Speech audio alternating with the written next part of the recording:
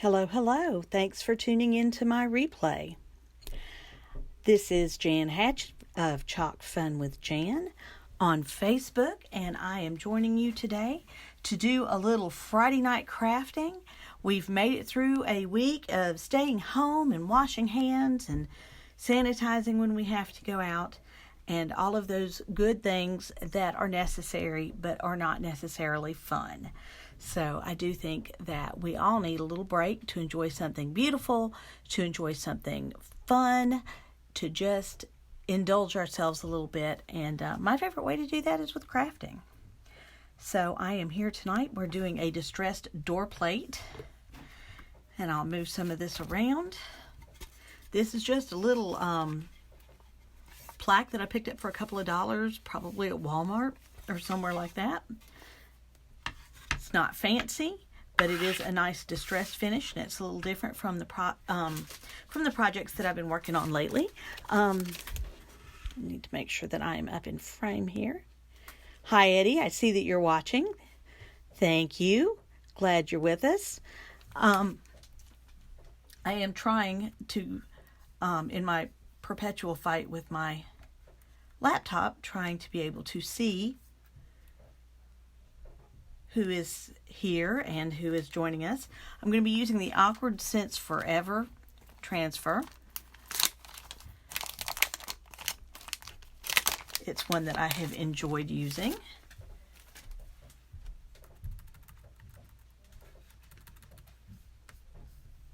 Let's see. Still trying to pull up on my laptop.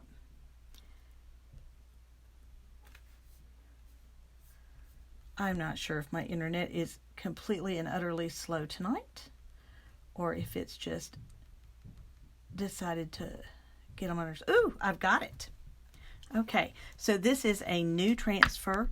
I'm just now opening this one up, so it will need to be fuzzed. And the reason that we fuzz transfers is to give them a little bit less aggressive stickiness so that we can get them off of surfaces like wood. Okay, I'm going to pull it off carefully, being sure it doesn't fold in on itself. We're going to put it on this. This is a microfiber cloth that I probably picked up at Dollar Tree or somewhere like that, that you dry dishes with, or sit it on your counter to absorb water from dishes that have been hand washed. So we're going to give this 2 good fuzzings, just to make sure that it's not so sticky that I'm not going to be able to get it off the surface, because then we're going to lose all of the prettiness of this design. So now I've got to decide more or less where the middle is. You can see I've got a little chalk paste under my fingernails from some earlier crafting, but that's okay. And they're repositionable, so we're going to just keep fiddling with it until we know we've got it about in the middle. It's getting closer.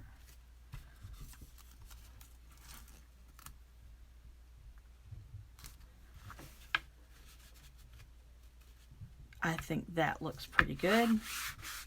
Doesn't have to be perfect. This is not a perfect looking board. So I'm going to be sure that I press down on it all around these areas to make sure that it has good adhesion around the letters. These open areas are not really open. They are filled with a small mesh that controls where the Chalk Couture Chalkology paste can go. Just going over it with a squeegee, just to be super careful. Going to use 2 colors on this. I'm going to do the Awkward and the Forever in our Wild Berry, which you can see is like a really cool hot pink color. And I'm going to do the Scents and the little dots across in our Couture Teal. Always a favorite. And these they just pop when they're side by side. So I think that they're going to be a great combination to use together and liven it up a little bit. So we're going to start with our Wild Berry. And I'm going to use a large squeegee. Let's see, I need to stir this up. I've got a tool here to stir it up. And we're just going to stir, stir, stir.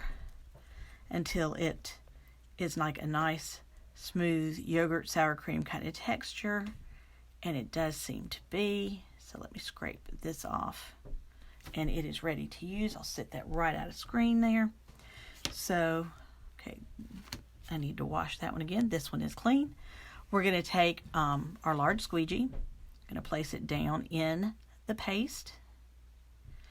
And I'm going to just drag it across the parts that I want to be pink. So we're going to start with the word awkward. Trying really hard to stay on the teal of the transfer, the vinyl here, so that we're not accidentally putting the color anywhere we don't want it to be. And now I'm going to go and get the forever part, using long strokes as much as possible and making sure that everything is filled in well.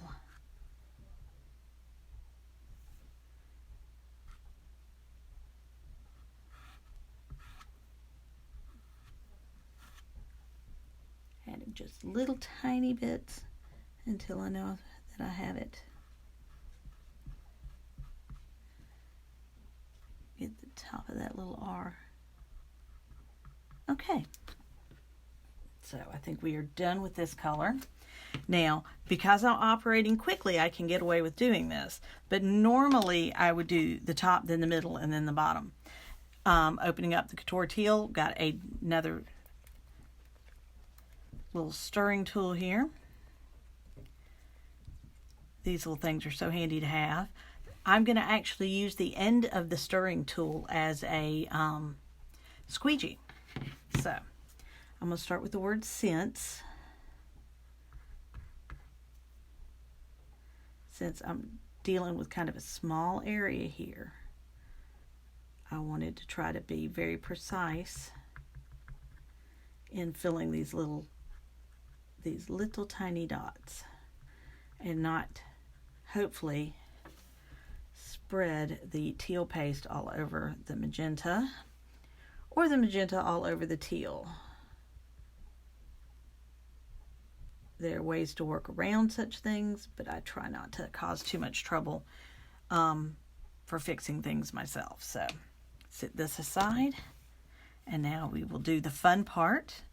We will lift up a corner and go over to the middle, and while holding it down with clean fingers, we're going to peel and reveal. And it says awkward since forever. So that turned out pretty well. I'm going to set my transfer back on the backing and sit it to the side until I can get it washed and cleaned appropriately. So we'll sit that where it is safe. And we have awkward since forever. I'm going to take a paper towel.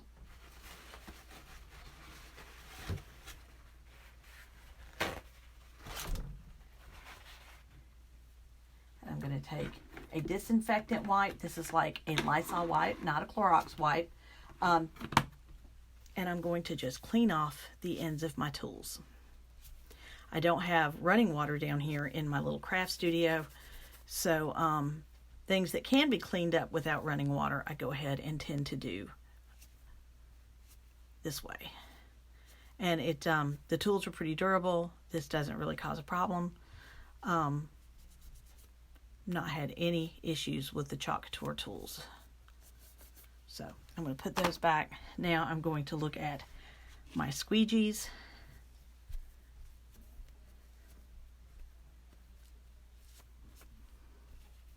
Now my transfer will go upstairs for soap and water, and that's okay. It can sit for a few minutes. Let me get my other squeegee going here.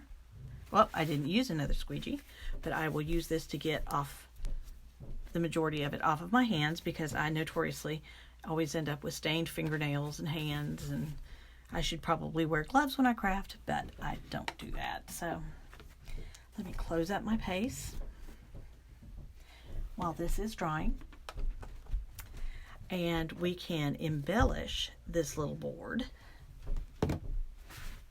I'm glad I used a bright color instead of the black and white that I've been using lately. That way it shows up just a little bit better than if I were using something a little less bold. So I've got a couple of embellishments. I have a little bow that I made earlier today. And I have this beautiful wood flower that I can put with it. So I was thinking putting this here and maybe the flower down in front of it, moving it over so that it isn't so much on top of the words. Maybe something like this. So I've got my glue gun, trusty glue gun plugged in. So I'm going to put a pretty good amount of glue on there. And I'm going to stick that, being really careful not to burn my fingers any more than is absolutely necessary, because my hands seem to think that they need to be burned with every craft project. I'm trying to teach them that that's not necessarily the way it has to happen. But, you know, so, and you can fluff and move these little loops around to give a little bit of a more fluffy feel. Just a little bit different style of bow than I usually do. And this flower has been dyed. A friend of mine, Laura Brown, who's now Laura McDonald, had done some of these for her wedding, and she very graciously allowed me to have what was left after her wedding to use in crafting. So I think I'm going to stick it right there because it kind of brings out the teal and the wild berry colors, and I think that's pretty awesome. So again, we're going to just put lots and lots of glue. These flowers are actually made from wood, so they can kind of handle the heat of the hot melt glue really, really super well.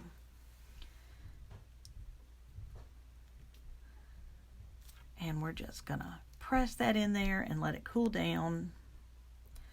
There we go.